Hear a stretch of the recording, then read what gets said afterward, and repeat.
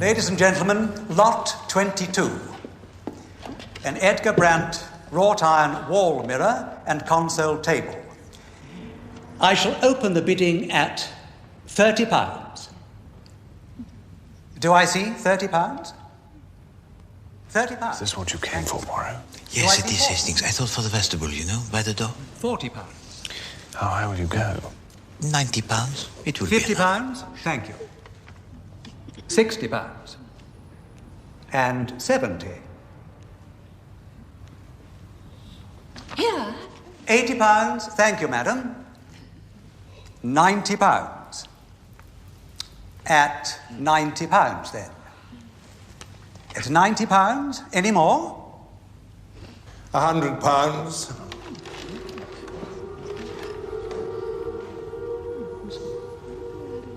It's with you, sir. 120.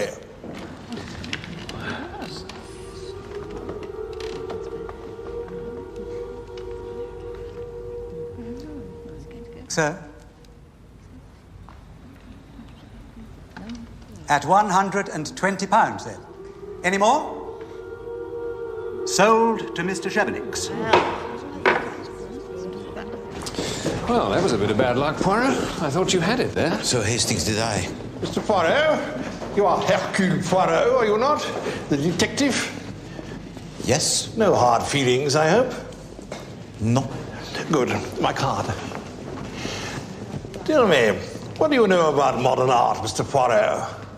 I'm a collector, also I deal in paintings and sculptures, that's my business. And I have to tell you, I'm not a man who's easily fooled. That is self-evident, So monsieur. it may surprise you to learn that I believe I'm being defrauded. I want you to look into it. The services of Hercule Poirot are not inexpensive. Maybe I'll give you the mirror, what do you say? I've got a place, Hamborough Close, near Wimberley. How about tomorrow? That is out of the question. The day after then. Let me know. Well, that was a bit of a cheek, wasn't it? Yes, indeed, Hastings. This Gervais Chevenix. It does not occur to him that Poirot is also a man of importance, a man of affairs. And yet he summons me like a mere nobody, an obedient dog. I take it you'll refuse. To refuse? Yes, it is my first instinct. But you know, Hastings, a man with so much arrogance as this, even he may be vulnerable in ways he cannot see. And he did offer you that mirror. That too. I'll get the tickets tomorrow. And do you take this man to be your lawfully wedded husband? I do. Well, there we are then. Now, let me see. Do you have a ring? Yes. That's right. John Lake, Ruth Chevenix, I am pleased to declare you man and wife.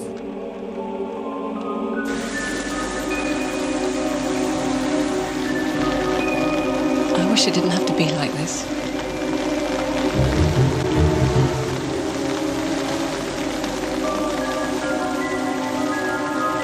I do love you.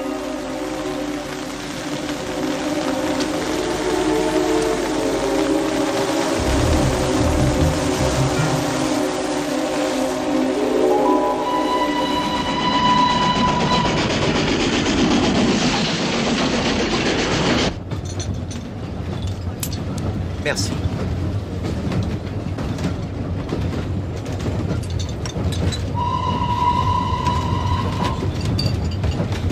Mr. Poirot?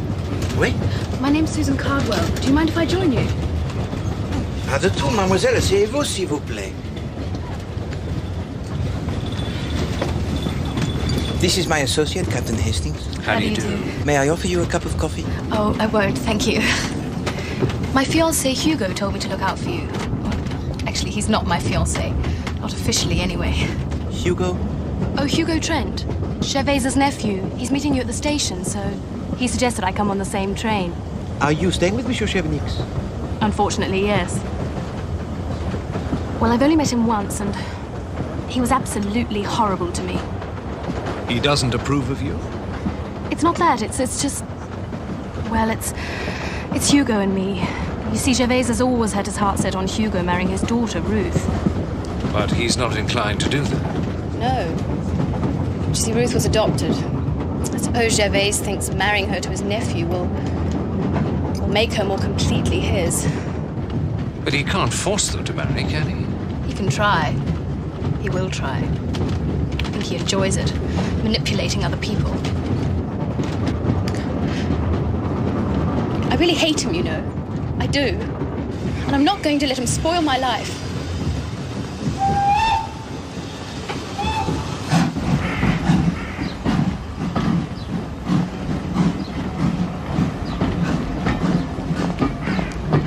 Here's Hugo. Susan. You must be Mr. Poirot. Monsieur? And? Arthur Hastings. Hugo Trent.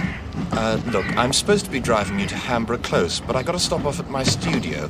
Do you mind terribly? Not at all. It's on the way. Oh. And these are my designs. All of them. What we're doing here is revolutionary, Mr. Poirot. What do you think? I think it is most remarkable. Is it all metal? Tubular steel. You see, who needs wood, Captain Hastings? Wood expands, it perishes, it dries out, but metal is perfect. You see, triangulated joinery. There's no fuss. Oh, yes, I see. Hugo. Give me a minute, Lawrence. Look at this. Sit down.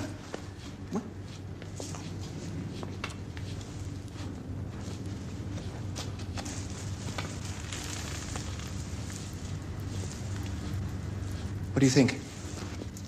I think that it is perfectly conceived. This is the future, Mr. Poirot. And I could sell thousands, if only. Uncle Gervais. He does not support this enterprise. And just getting this far has been a struggle. Now the banks are closing in, and I may have to sell my designs just to pay them off. Hugo, they telephoned while you were out. They won't give you any more time. I'll have to speak to them. Excuse me, Mr. Poirot. Lawrence will have to drive you. Damn it to hell.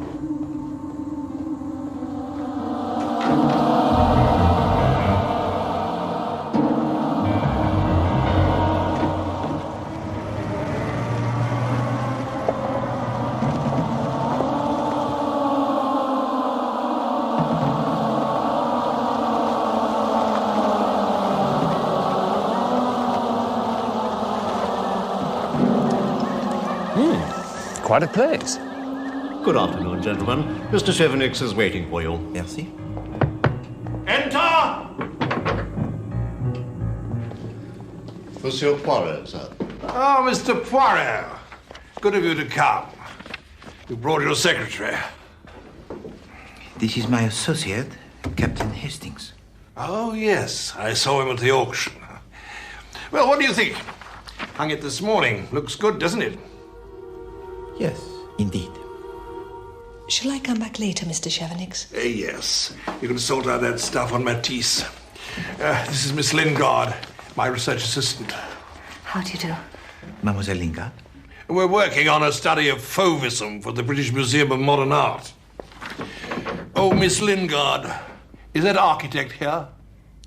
I believe so, Mr. Chevenix. Have him come in, will you? £10,000, Mr. Poirot. Not a drop in the ocean. That's how much I paid him. John Lake. And this is the fraud you wish me to investigate? Yes. For what purpose did you give him the money? A big development in London. Shops, offices, apartments. He's building it and he's got me to invest. So far he hasn't even laid a brick. And I'm beginning to wonder if he ever will. You wanted to see me, Gervais? Come in, Lake. There's someone I want you to meet. This is Hercule Poirot. The detective? Yes. Why don't you take Mr. Poirot into the garden and get him some tea? I'll see you at dinner. We'll meet in the hall, 8:15. Do try not to be late. Snell rings the first gong at 8 minutes past the hour, and the second at 8:15. I'll see you then. Gentlemen.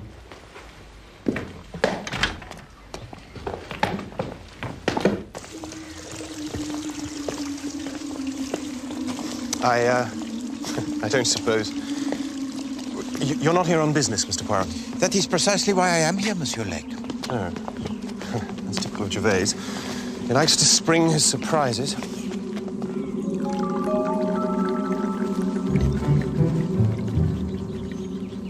Let me introduce you. This is Mrs. van der Chevenix. Hercule Poirot, Captain Hastings. Madame? How do you do? And her daughter, Miss Chevenix. Ruth. Mademoiselle? Hello. Hello. Apparently, Mr. Poirot is doing some work for your father. For Gervais? Really? Oui. It is about the death. What death, Madame Chevenix? Safra warned me there would be a death. She told me not to be afraid. Who's Safra? She was a servant of Amenhotep. She is my spiritual guide. Oh, come on, Vanda. I'm sure Mr. Poirot doesn't want to hear about all that. Au contraire, mademoiselle. Poirot interests himself always in matters of the occult. You permit? Merci.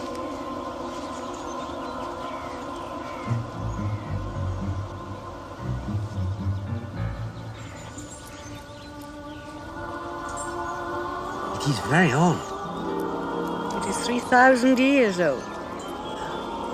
It was hers. This belonged to Safra? She is never wrong. I'd better be going. I'll walk round with you. Excuse me. Right. Tea?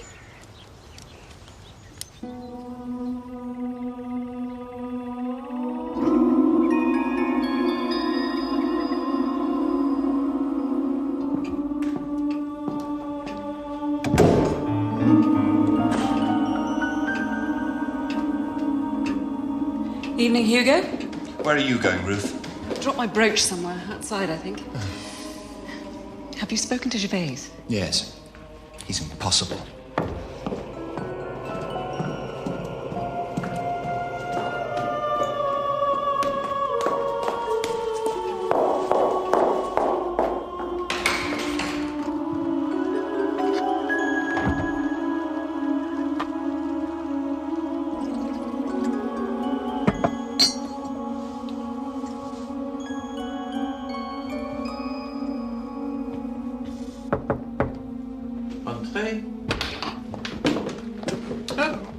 You're not ready yet? Well, we have plenty of time, mon ami. Are you sure? I could have sworn I heard the first gong. Let me see.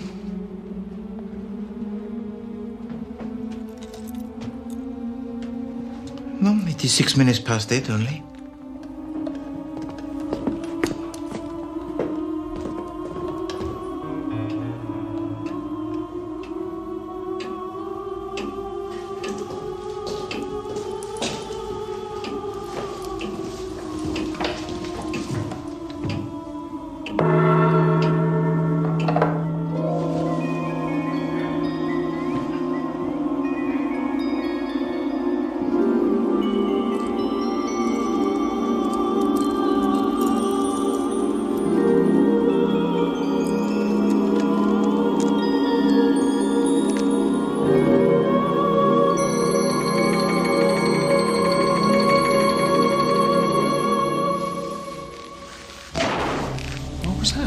I do not know.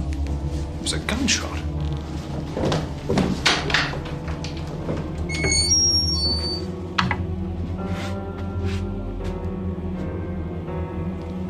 Good evening, Miss Ruth. Oh, good evening, Miss Lingard.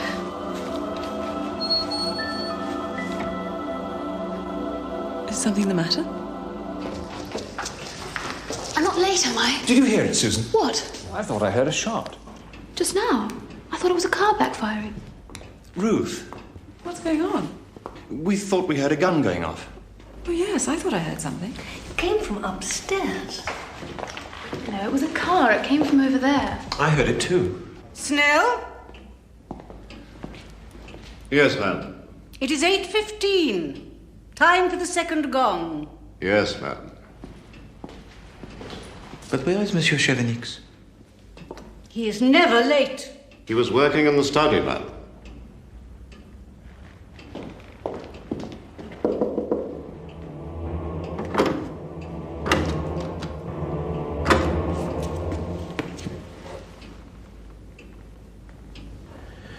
This door must be broken open immediately. Here, let me.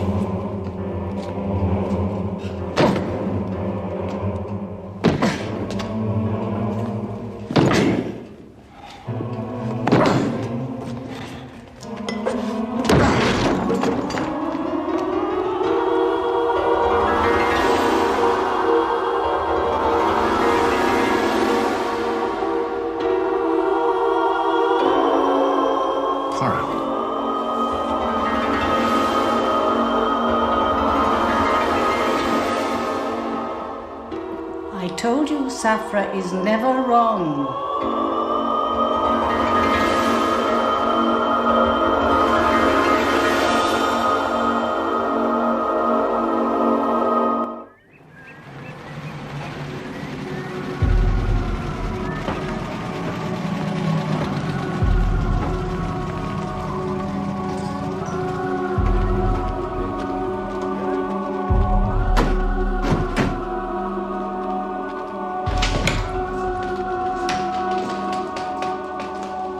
Evening, Poirot. Chief Inspector Japp. Right, where's the body? This way, Chief Inspector.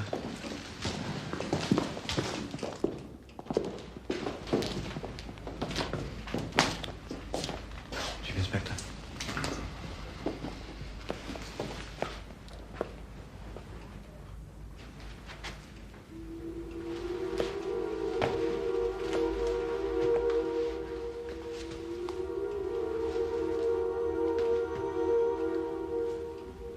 Suicide. So it would appear. I'd say it was obvious. The bullet must have gone straight through his head and hit the mirror. So it would appear. He left a note.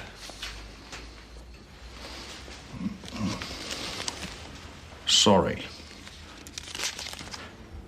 I suppose that says it all. Look at this, Chief Inspector.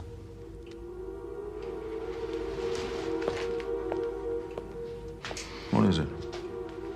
It is a small fragment of the looking glass. Well, there must be splinters all over the place. Who found the body? We did. We heard a shot at about 8:10, and then we broke in the door.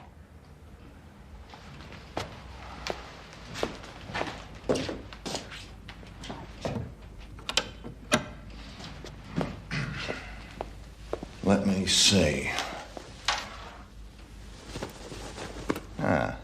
Just as I thought. He locked himself in. That more or less wraps it up. You believe so? Well, we've got a dead man.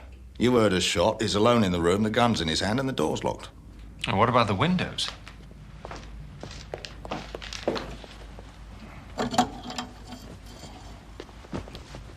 Pass. And this one.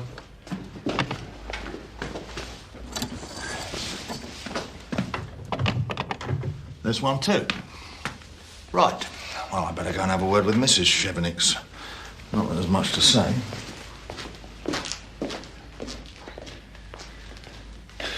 You know, it does look like suicide, Poirot. Oui, c'est possible, mon ami. And yet, there are many things I wish to know.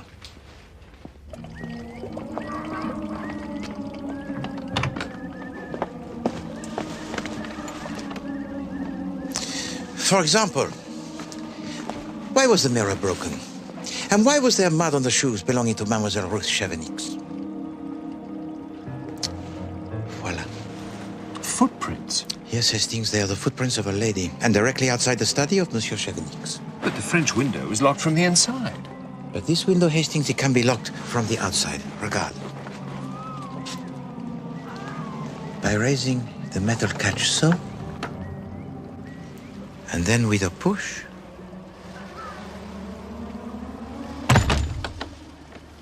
Good Lord. You know, Chief Inspector, life is one of the great illusions. I'm afraid I don't quite agree with that, Mrs. Chevenix. Gervais knew that. He and I, you see, we met on the same plane. On holiday? The spiritual plane. He was one of the great ones. He too found it hard to conform to the silly standards of the everyday world. And he believed me about the death. You'd been told about his death? Oh, yes. Safra told me. She knew. Did she indeed? Mrs. Chevenix, can you tell me where I might be able to get hold of this Safra? She used to live in Egypt. But she moved? No.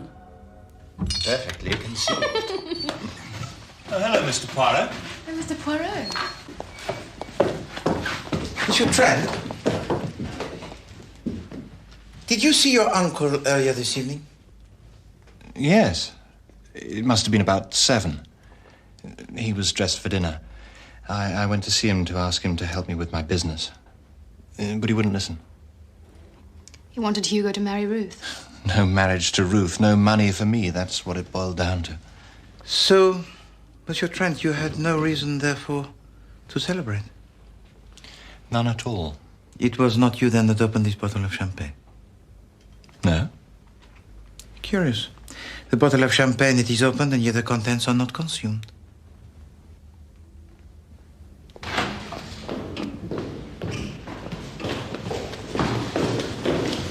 Ah, there you are, Poirot. You got any idea how I can get hold of this Safra? Some sort of friend of Mrs. Chevenix? Safra's dead. She's Vanda's spirit guide. Ah. Might as well be off then. You believe there is nothing to investigate? Gervais Chevenix shot himself. I'm sure of it. In that event, Chief Inspector, d'accord. We return at once to London. There are perhaps 2 questions that you might be able to answer for me. Oh, yes. First question. Was Monsieur Chevenix right-handed or left-handed? What's the other question? It is more simple. If Monsieur Chevenix shot himself, what has happened to the bullet?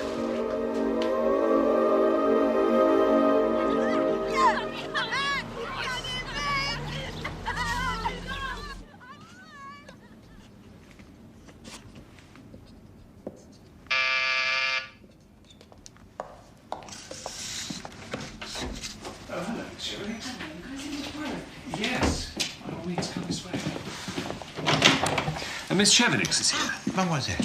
Mr. Poirot, I need to see you. Please to sit down, mademoiselle. Is it true that Gervais hired you to investigate John Lake? Oui, mademoiselle. Monsieur Chevenix believed that he was the object of a fraud. Well, I've come to tell you that the case is over. I don't know what he offered to pay you, but I hope that will cover it.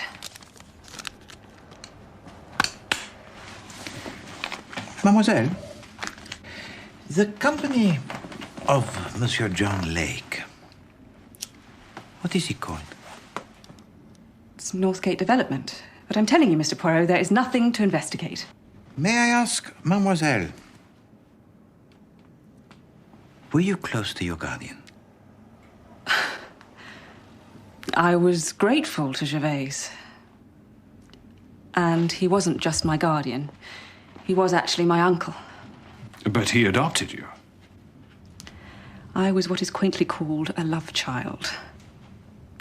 My father was Gervais's younger brother. He was killed in the war. And my mother was a typist. Ah. And where is she now? I don't know. When my father died, she wrote to Gervais. He couldn't have any children of his own, so he adopted me. I see. Please to sit down, mademoiselle.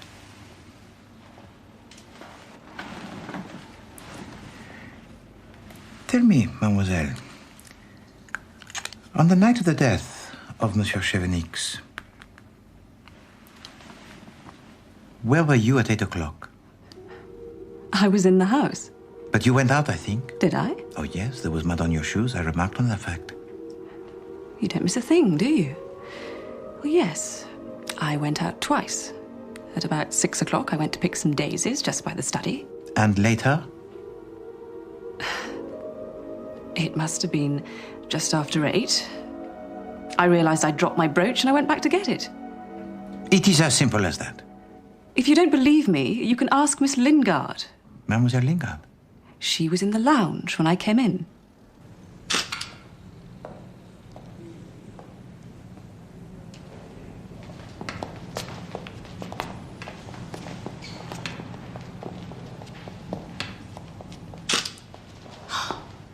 Mr. Poirot. Mademoiselle Lingard? Captain Hastings. Miss Lingard? Oh, you quite startled me. Still working on the book, I see. Well, yes, I was paid until the end of the month, and the book's so nearly finished, it's a shame to stop now. But this is not, I believe, a fauve painting. No, it's later. But it's such a beautiful painting. So sad. Yes, indeed. Mademoiselle Lingard, I wonder if I might ask you some questions concerning the death of Monsieur Gervais Chevenix. On the night of his death, as the study door was being broken open, I noticed that you bent down to retrieve something. Oh, yes. It was this. Oh, it looks like a bullet. That's what I thought. But in fact, it's a cufflink. I believe it belongs to Mr. Trent. I was meaning to give it back to him. I wonder what it was doing outside the study. I've no idea. If you permit, I shall return it to him on your behalf. Oh, thank you. One final question, Mademoiselle Lingard. Ruth Chevenix. What about her? I understand that you saw her just before the body was discovered. Yes, it was just after we all heard the shot. She was with me in the living room. It is as I thought. Merci. Well, that seems to back up Ruth's story. Tell me, Hastings, what was your opinion of Mademoiselle Ruth? I don't know. I'd like to know why she seems so keen to defend John Lake. Précisément. And that is also the question that exercises the little grey cells of Poirot.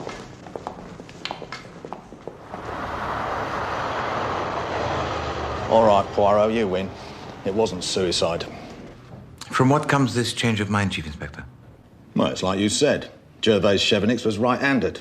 But when we found him, the gun was in his left hand. Wait. And as for the bullet, it's vanished into thin air. Isn't it in the wall? Nowhere. And here's something that you ought to see. The last will and testament of Gervais Chevenix, leaving his fortune, and it's a tidy sum, to Vanda and Ruth Chevenix. They split it 50-50. Oh, and there's a bequest of £2,000 to Hugo Trent. Ah, so he received his capital after all. Ah, yes. But there's something else. We found this in one of his desk drawers. Unlocked. Anyone could have seen it.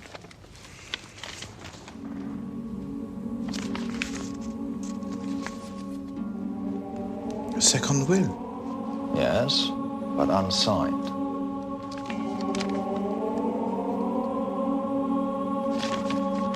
What does it entail? It's completely balmy.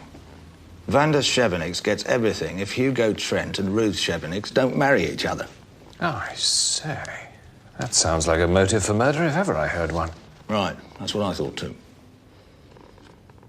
So you are suggesting that Monsieur Chevenix was killed to prevent him from signing this new will? Right. It is possible, yes. But there's one thing I'd like to know, Poirot. What is that, Chief Inspector? What exactly were you doing at Ambra Close? How did you get mixed up in all this? Fraud? That is what Monsieur Chevenix believed.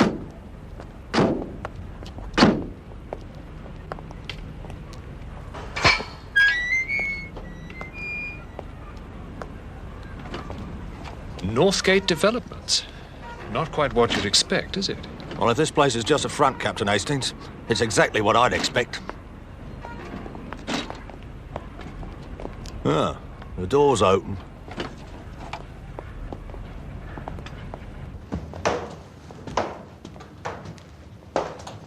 It's very quiet.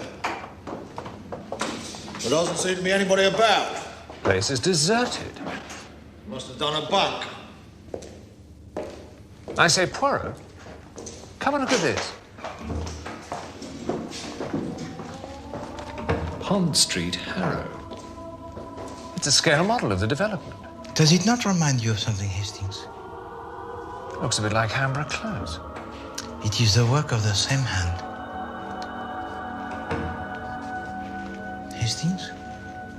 Do you smell smoke? Yes.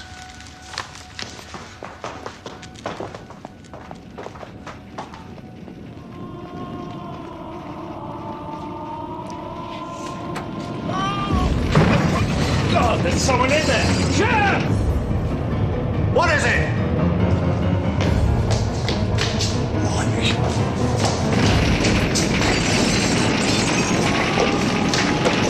It's John Lake.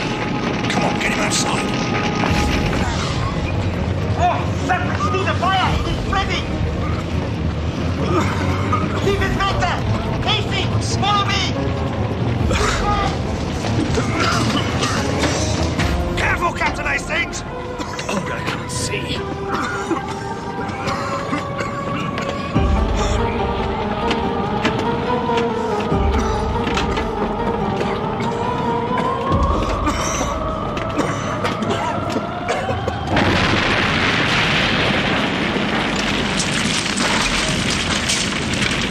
Good Lord.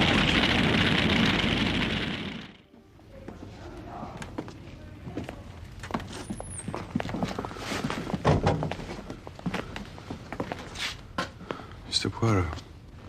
I'm sorry. I've been foolish. You wish to tell me about Northgate Development, Monsieur Lake? Yes. Yes. I didn't know what I was doing. That's the truth of it. I was out of my depth. To start with, I was just the architect. Then they asked me if I'd like to be a partner. I didn't know anything about business, but I was flattered. And so you helped them to raise the finance? Yes. And they disappeared with it, leaving you to carry the can. That's right. When Gervais called you in, I was afraid. I panicked. I just wanted to get rid of the evidence. So it was you that started the blaze? I set a device. A timer. Which misfired.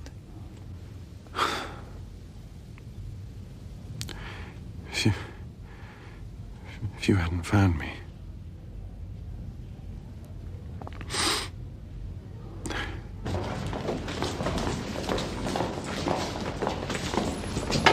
Mr. Poirot. Mademoiselle? Chief Inspector. I have to go in. I'm sorry, miss, no visitors. But you don't understand. I must see him. It's family only. Those are doctor's orders. I am family, Chief Inspector. I'm his wife. John and I were married a week ago. Can I go in? Your husband awaits you.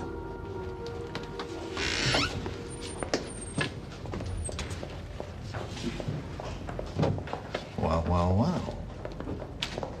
So Ruth secretly married John. Well, good luck to her is all I can say. But you also have plans for the marriage, Mademoiselle Susan. Yes. And from now on, I'll be helping Hugo with his business. But what brings you here, Mr. Poirot? Do you want to place an order? Oh, no, Monsieur Trent. It is just this. It belongs, I think, to you. Yes. Yes, it is mine. Where did you find it? Monsieur Trent, on the night that your uncle died, did you see Monsieur John Lake? No. No, he was in the library. You heard the shot? Yes. Well, Susan heard it too. Yes. I was dashing down the corridor. I thought it was a car backfiring. But why were you dashing, mademoiselle? Well, I'd got muddled with the gongs, and I was terrified of being late. You see, I thought I'd already heard the first gong. Yes, I thought I heard it too. Exactly, Hastings. And yet I, Hercule Poirot, did not hear.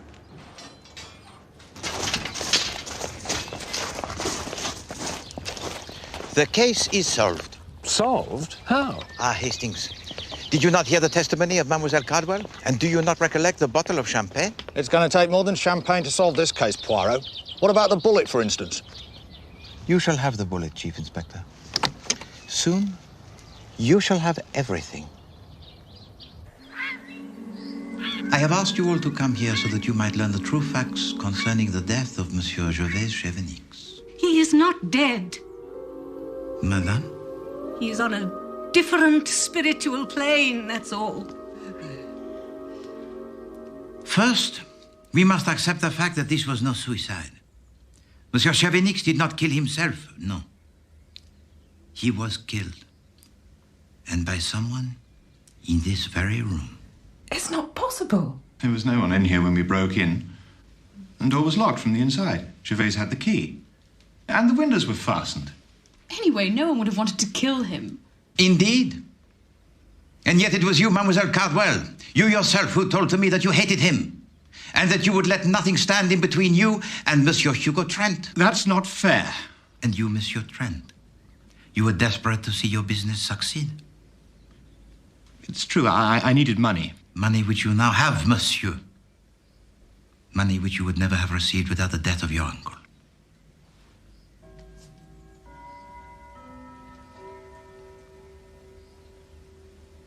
You also, Monsieur Lake. Oh, yes. You are afraid from the moment you set eyes on Poirot. You have not only committed arson, you also persuaded Monsieur Chevenix to part with a sum of 10,000 pounds. That wasn't my fault. No. I think Monsieur Chevenix might have disagreed. And you also. You had every good reason to wish your guardian dead, Madame Lake. I had no reason at all. And anyway, even if it was murder, it couldn't have been me. No. I told you, Mr. Poirot, Miss Woof was in the living room with me when Mr. Chevenix was killed. At what time was that, Mademoiselle Lingard? And at what time did Monsieur Chevenix die? We know what time he died. We heard the shot. No. You were deceived.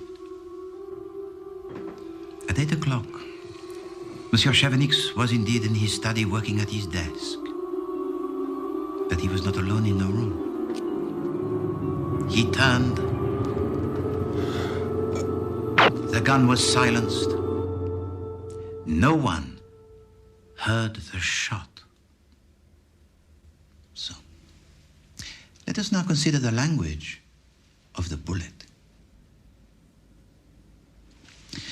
Hastings, please to sit. The gun was discovered in the left hand of Monsieur Chevenix. Good. My card. And yet from our very first meeting, I knew that Monsieur Chevenix was right-handed. But if the bullet was fired from behind, Hastings, comme ça, how could it possibly hit the mirror, which is to the side? Well, it couldn't have. No. So now let us suppose that the door to the study was open. If you please, Monsieur Snare.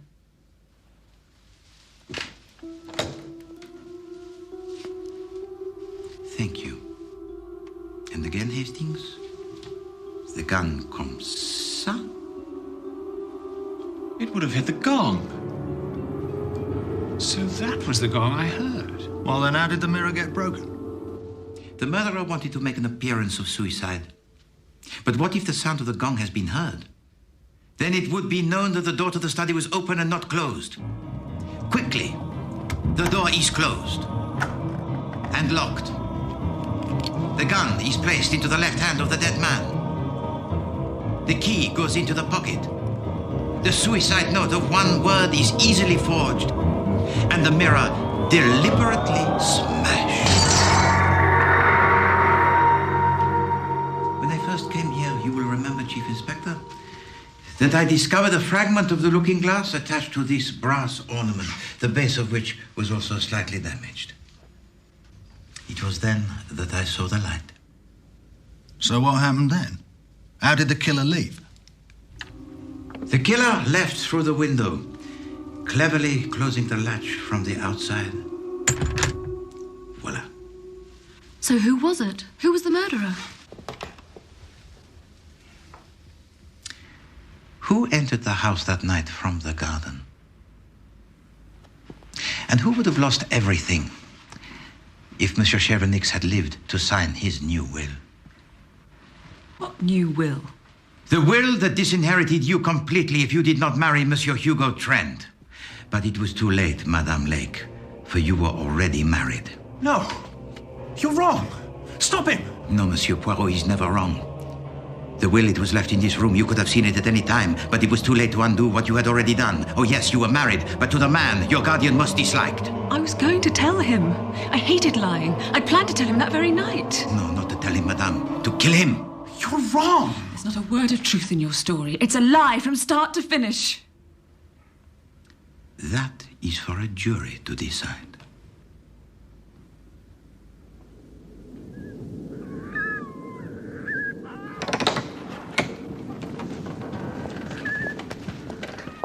You sure you're going to be all right, Vanda? Yes, yes. Good night, Hugo. Good night, Mr. Chevenix.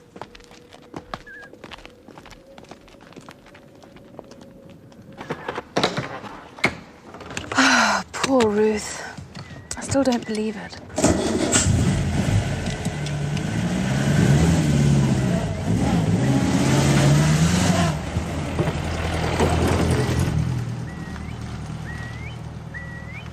I hope you know what you're doing, Poirot.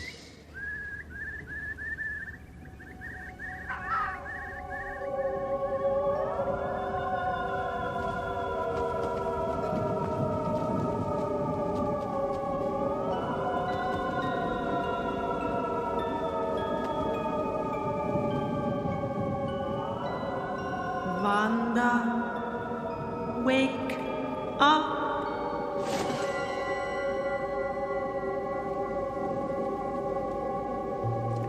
Who is it? It's Safra, Wanda.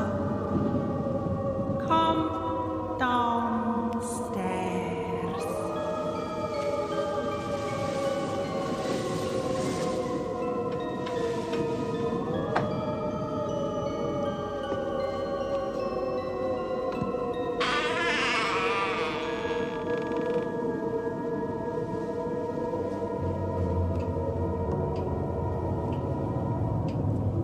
It was you, Wanda. You killed him. No. You know it was. You killed Gervais. Calm down.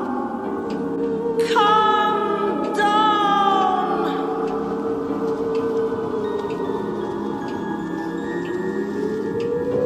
You killed him because you hated him. Now you must make amends. Didn't. What have you hidden in your locket, Wanda? The bullet that killed your husband. No.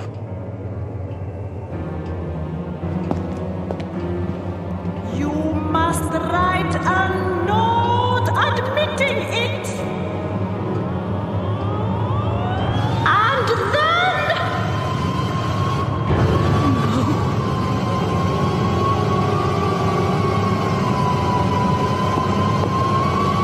It is enough.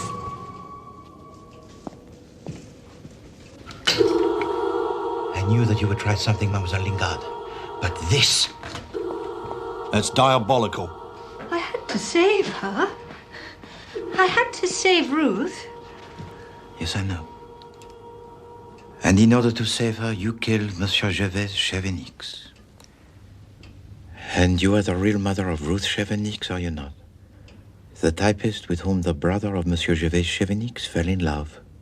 How did you know? There could be no other explanation. And in the museum, that was when I saw. It's such a beautiful painting. It's so sad. It was a painting of a mother who loses her child. And it was then that I saw that you were also a mother who had lost her child. And you came to this house, I think, to check up on a daughter that you had lost, so you took up the position of a researcher. Yes. And while you were working, you stumbled across the new will. He was going to ruin her life with his pride and his snobbery. And so you decided to take matters into your own hand. You killed Monsieur Gervais Chevenix exactly as I described.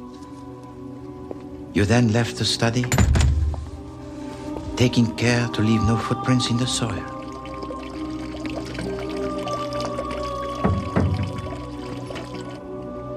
But unknown to you, a few moments later, Ruth Chevenix appeared in search of a brooch which she had lost. She found it, but in doing so left behind her own footprints. It was then necessary to continue the illusion of suicide and to establish a false time of death.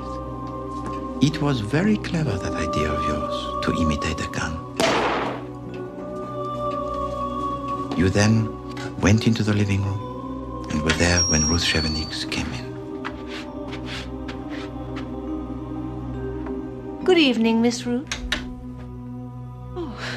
Good evening, Miss Lingard. I found it most significant that you did not tell to me that Ruth Chevenix entered the living room from the garden. Well, how could I? It would have incriminated her. And there was now but one thing left to do. The bullet. I found it by the gong when you were breaking open the door. I wanted to drop it inside the study, but I didn't get the chance. And the cufflink of Monsieur Trent? I stole that from his room. I knew you'd seen me picking up the bullet, so I had to have something to show you. Yes. You almost succeeded in confusing Poirot. Chief Inspector. I think you'd better come along with me, Miss Lingard. Mr. Poirot, I don't want Ruth to see me. I don't care what happens to me. But please, don't let her see me.